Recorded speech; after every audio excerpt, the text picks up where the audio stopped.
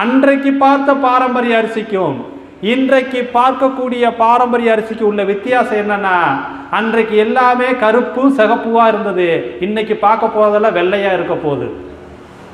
ஏன்னா மக்களுக்கு எப்பதான் கருப்பு கலராகவே இருக்கு, சிகப்பு கலராகவே இருக்கு, நாங்கள் வெள்ளை கலரை சமைச்சு சமைச்சு சாப்பிட்டு பழகிட்டோம், எங்களுக்கு வெள்ளை கலர்ல பாரம்பரிய அரிசி இருந்தால் நாங்கள் நல்லா சாப்பிடுவோம் என்று சொல்லி கொண்டிருக்கிறார்களே, அவர்களுக்காக இன்றைக்கு ஒரு 3 வகையான நல்ல பளபளப்பா முகமே தெரியக்கூடிய அளவுக்கு உள்ள ஒரு பாரம்பரிய அரிசியை பற்றி தான் இன்னைக்கு நாம பார்க்க போறோம்.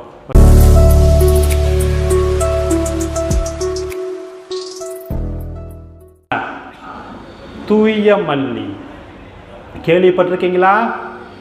தூயமல்லி பாரம்பரிய அரிசியை கேள்விப்பட்டிருக்கிறீர்களா? எப்படி இருக்கும்? சுத்தமா இருக்கும், அதுக்கு பேர் தான் தூயமல்லி. தூய்மையா இருக்கும்.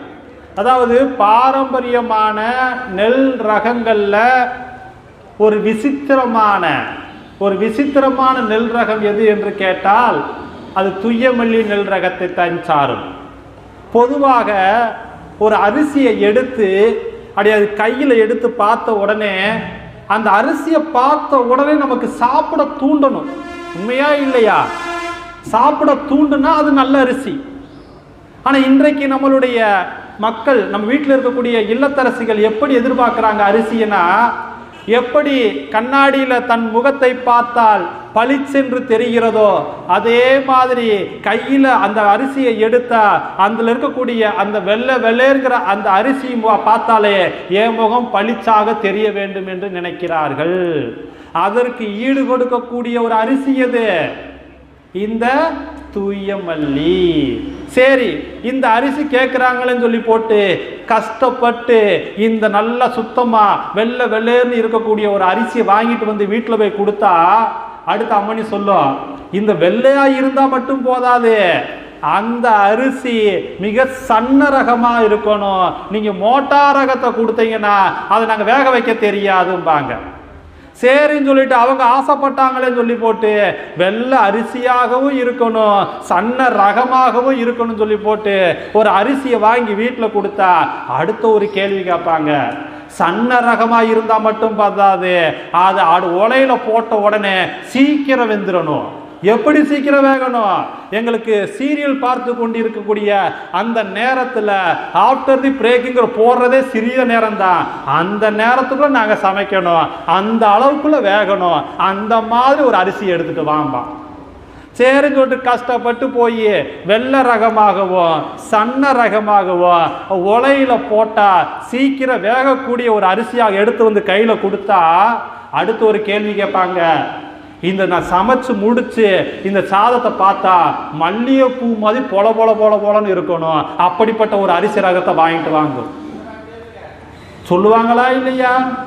அப்போ வெள்ளை ரகமாக இருக்க வேண்டும், சன்ன ரகமாக இருக்க வேண்டும், உலையில போட்ட உடனே உடனடியாக வேகக்கூடிய பக்குவத்திற்கு வர வேண்டும், வெந்ததுக்கு பின்பு அந்த அரிசி மல்லிகை பூவை போல பொலன்னு இருக்க வேண்டும். அப்ப இத்தனை குணங்களையும் கொண்ட ஒரு பாரம்பரியமான அரிசி எந்த அரிசி என்று சொன்னால் அந்த அனைத்து வகைகளையும் பொருந்தக்கூடிய ஒரே அரிசி எது? தூயமல்லி. அப்ப இந்த தூயமல்லி சாதத்துல தூயமல்லி அரிசியில சாதம் செஞ்சு அப்படி கரண்டில அள்ளுனா தும்பைப்பூ பார்த்துருக்கோமா? தும்பைப்பூ, அந்த தும்பப்பூ மாதிரி வெள்ளேறுன்னு அப்படி இலகுவாகவும் மிருதுவாகவும் இருக்கக்கூடிய ஒரு அரிசி சாதம் தாயா இந்த தூயமல்லி. இன்னைக்கே போய் வாங்கிடணும். வாங்குவோமா? வாங்கணும். வாங்கி சாப்பிட்டா நீங்க நல்லா இருப்பீங்க, சாப்பிடலைன்னா நாங்கள் நல்லா இருப்போம். அவ்வளவுதான் வித்தியாசம். சரி, இந்த முறையில் செய்ய அந்த தூயமல்லி சாதத்தை எவ்வளவுதான் சாப்பிட்டாலும் என்ன செய்யாது? நமக்கு என்ன செய்யாது? திகட்டாது. திகட்டாத அளவிற்கு இந்த தூயமல்லியுடைய சாதம் ருசியாகவும் இருக்கும். அந்த அளவுக்கு நல்ல ஆற்றல் நிறைந்தது. அப்ப குழந்தைகள் முதல் பெரியவர்கள் வரை இந்த தூயமல்லி சாதத்தை தொடர்ந்து சாப்பிட்டுக்கிட்டு வந்தா நோய் எதிர்ப்பு சக்தியை அவர்களுக்கு அதிகரிக்க உதவக்கூடியது இந்த தூயமல்லி சாதம். இதை விட முக்கியமான பயன் என்னன்னு பார்த்தீங்கன்னா, தூயமல்லி சாதத்துல பழைய சாதம் செஞ்சு அந்த நீராகாரத்தை காலையில் எழுந்திரிச்சு அந்த தூயமல்லி சாதத்தினுடைய நீராகாரத்தை எடுத்து ஒரு டம்ளர்ல வச்சிடணும். இன்னொரு டம்ளர்ல இளநீர் இருக்கு இல்லையா, அந்த இளநீரை ஊற்றி வைத்து விட வேண்டும். இப்பொழுது 2 டம்ளரும் எடுத்து ஒருத்தவர்கிட்ட குடிச்சு இதுல எது இளநீர் என்று சொன்னால் கண்டுபிடிக்க முடியாது.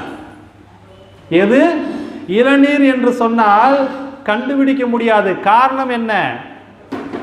தூயமல்லியினால் செய்த பழைய சாதத்தினுடைய நீராகாரம் எந்த சுவையை போன்று இருக்கும்?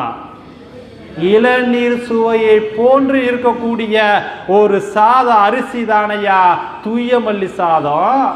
அவ்வளவு ஆற்றல் இருக்கிறது. அதே தூயமல்லி சாதத்தை நம்ம தொடர்ந்து சாப்பிட்டு வந்தோம்னா உள் உறுப்புகள் இருக்கு இல்லையா, உடம்புல இருக்கக்கூடிய ஒவ்வொரு உள் உறுப்புகளுக்கு தேவையான ஆற்றலை கொடுத்து அந்த உறுப்பை செயல்பட வைத்து சீராகவும் செம்மையாகவும் அதனை செயல்பட வைத்து கடைசி வரை நாம் வாழும் வரை அந்த உறுப்புகளை இளமையாக வைத்துக் கொள்ள உதவக்கூடிய ஒரு அரிசி தான் இந்த தூயமல்லி அரிசி. அப்போ உள் உறுப்புகளினுடைய செயல்பாட்டை சீராக்க உதவக்கூடிய ஒரு அரிசி எது? தூயமல்லி சாதம். அப்ப இந்த தூயமல்லி சாதத்துல இந்த உள் உறுப்புகளை பலப்படுத்த வேண்டும், உள் உறுப்புகளுடைய செயல்பாட்டை சீராக்க வேண்டும்னா இந்த தூயமல்லி சாதத்துல கஞ்சி வைத்து குடிக்க வேண்டும். எப்படி கஞ்சி வைப்பது? அதனோடு எந்த காயை நாம் சேர்த்துக் கொள்வது என்று கேட்டால் கோவக்காயையும் வாழைக்காயையும் சேர்த்துக் கொள்ள வேண்டும். கோவக்காயும் வாழைக்காயும் சேர்த்து தூயமல்லி சாதத்துல கஞ்சி வச்சு ஒருவேளை ஒரு நாளைக்கு குடித்து வந்தால் அவர்களுடைய உள்ளுறுப்பு எப்படி இருக்கும்? அவ்வளவு தள தள தள தள தளன்னு அப்படி பிறந்த குழந்தைக்கு எப்படி உறுப்புகள் இயங்குமோ அந்த அளவுக்கு ஆற்றலை கொடுத்து கொண்டிருக்கும். அப்ப இந்த கோவக்காயையும் வாழைக்காயை வைத்து எப்படி கஞ்சி செய்வது? இப்ப வாழைக்காயை தேர்ந்தெடுக்கும் பொழுது நீங்கள் எந்த வாழைக்காய் சாப்பிடுவதாக இருந்தாலும் சரி, அந்த வாழைக்காயை நீங்கள் சமைப்பதாக இருந்தால் பிஞ்சு வாழைக்காயத்தான் நீங்கள் சமைப்பதற்கு பயன்படுத்த வேண்டும். முற்றின வாழைக்காயை சாப்பிடுவது என்ன செய்யணும்? தவிர்க்கணும். ஆனா நம்ம என்ன செய்வோம்? கடைக்கு போய் எடுத்து டம்மு டம்மு டம்மு சத்தம் வருதா, அந்த வாழைக்காயை சாப்பிட்டு போட்டு எனக்கு அங்க பிடிக்குது இங்க பிடிக்குது நான் பிடிக்காம என்ன பண்ணும்? ரெண்டாவது, பிஞ்சு வாழைக்காயில் இருக்கக்கூடிய அவ்வளவு வைட்டமின்களும் மினரல்களும் நமது உடலுக்கு தேவையான ஆற்றலை கொடுக்கும். அப்போ தேவையான அளவுக்கு ஒரு 10 கோவக்காய், ஒரு பிஞ்சு வாழைக்காய், இந்த 2ஐ எடுத்து கேரட்டு துருவுற மாதிரி துருவி கோவக்காய் என்ன செய்யலாம்? பொடுசா நறுக்கி வாழைக்காயை கேரட்டு துருவுற மாதிரி துருவி அந்த 2 காயை எடுத்து இட்லி பாத்திரத்தில் ஆவியில் வேக வச்சு ரெடி பண்ணிக்கிறணும். இங்கே தூயமல்லி அரிசியில் கஞ்சி வைக்கும் பொழுது அதில் கொஞ்சம் பாசிப்பருப்பையும் 2-3 மிளகையும் தட்டி போட்டு கஞ்சி வச்சதுக்கு அப்புறம் இந்த வாழைக்காயையும் கோவக்காயையும் கஞ்சியோடு கலந்து ஒரு கைப்பிடி அளவு தேங்காய் துருவல் சேர்த்து ஒருவேளை உணவாவது சாப்பிட்டு வாங்க.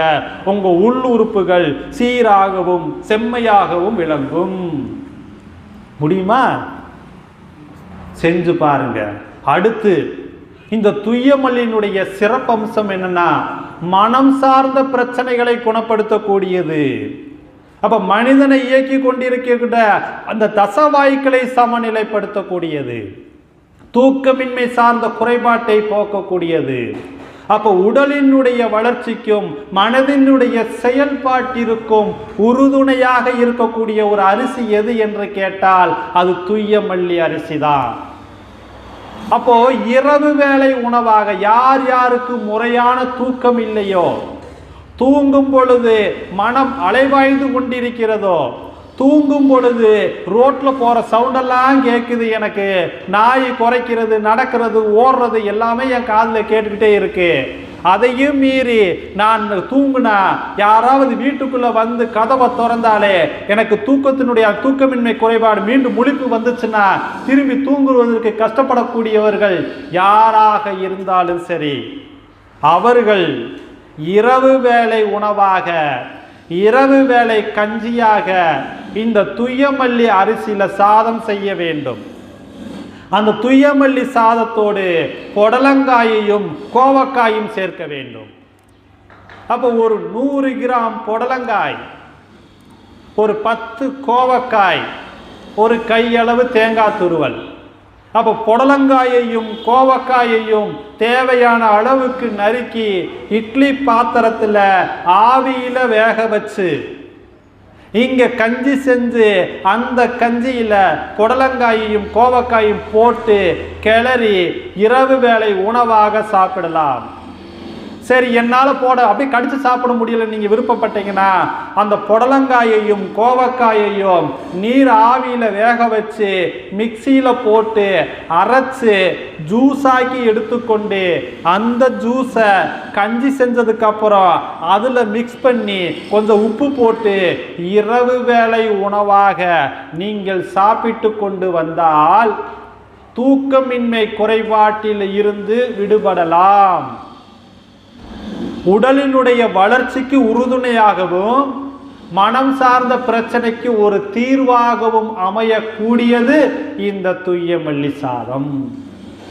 அப்போ தசவாய்க்கள், மனிதனை பொறுத்தளவில் சொல்லக்கூடிய அந்த தசவாய்க்களை சமநிலைப்படுத்துவதற்கு உதவக்கூடிய ஒரு ஒப்பற்ற அரிசியாக விளங்கக்கூடிய இந்த துய்யமல்லி சாதம் செரிமானம் சார்ந்த எந்த நிலையில் செரிமான குறைபாட்டினால் துன்பப்பட்டு கொண்டிருந்தால், முறையற்ற செரிமானத்தினால் அவஸ்தைப்பட்டு கொண்டிருந்தால் அவர்களுக்கு செரிமானத்தை சீராக்க உதவக்கூடியது இந்த துய்யமல்லி சாதம்.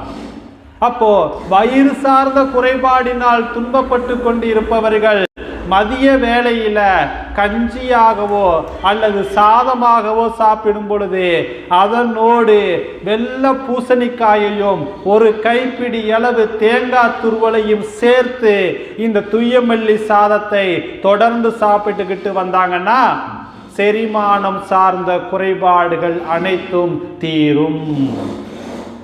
குழந்தைகளுக்கெல்லாம் இந்த துய்யமல்லி சாதத்தில் கஞ்சியாகவோ அல்லது நீங்கள் எடுக்கக்கூடிய வழக்கமான சாதமாகவோ இட்லி தோசை செய்தோ தொடர்ந்து கொடுத்துக்கிட்டு வந்தால் அவர்களுடைய அந்த மன அமைதி, அந்த குழந்தைகளுடைய மனதினுடைய செயல்பாடை சீராக்க வைப்பதற்கு உதவக்கூடியது இந்த துய்யமல்லி சாதம். அப்போ இந்த ஒட்டுமொத்தமாக கவனித்தோம் என்றால் செரிமானத்தை சீர் செய்யக்கூடியது, உடம்புல நோய் எதிர்ப்பு சக்தியை அதிகரிக்கக்கூடியது, துய்யமல்லியினுடைய நீராகாரம் இளநீர் சுவையை போன்று அதனுடைய இளநீர் சுவை எப்படி இருக்குமோ அந்த தரத்திற்கு ஈடாக இருக்கக்கூடியது, உள் உறுப்புகளினுடைய செயல்பாட்டை சீராக்கி செம்மையாக்கி அந்த உள் உறுப்புகளை எப்பொழுதும் இளமையாக வைத்துக் கொள்வதற்கு உதவக்கூடியது, தூக்கமின்மை சார்ந்த குறைபாடுகளை போக்கக்கூடியது. அப்ப இத்தனை குறைபாடுகளையும் நீங்கள் தீர்க்க வேண்டும் என்றால் அது பாரம்பரிய அரிசி எடுத்துக்கொள்ள வேண்டும். அந்த பாரம்பரிய அரிசி எனக்கு வெள்ளை ரகமாக இருந்தால் நான் நல்லா எடுத்துக்கொள்வேன் என்று நினைப்பவர்கள் முதலில் தேர்ந்தெடுக்கக்கூடிய அரிசியாக எந்த அரிசி இருக்க வேண்டும்? துய்யமல்லியாக இருக்க வேண்டும். அப்ப காலையில் என்ன அரிசி சாப்பிடலாம்? கருப்பு கலர்ல இருக்கக்கூடிய கருப்பு கவுனி சாப்பிட வேண்டியது. இரவு வேளை சிகப்பு கலர்ல இருக்கக்கூடிய சிகப்பரிசி சாப்பிட வேண்டியது. மதியான வேலையில என்ன செய்யலாம்? வெள்ளையா இருக்கக்கூடிய வெள்ளரிசி சாப்பிட வேண்டியது. ஆக மொத்தம் எந்த ரூபத்திலேயாவது தினந்தோறும் ஒரு வேளையாவது பாரம்பரிய அரிசியை பயன்பாட்டிற்குள் கொண்டு வாருங்கள். மறக்காம சர்ப்ரைஸ் பண்ணுங்க. தேங்க்யூ. மறக்காம சர்ப்ரைஸ் பண்ணுங்க.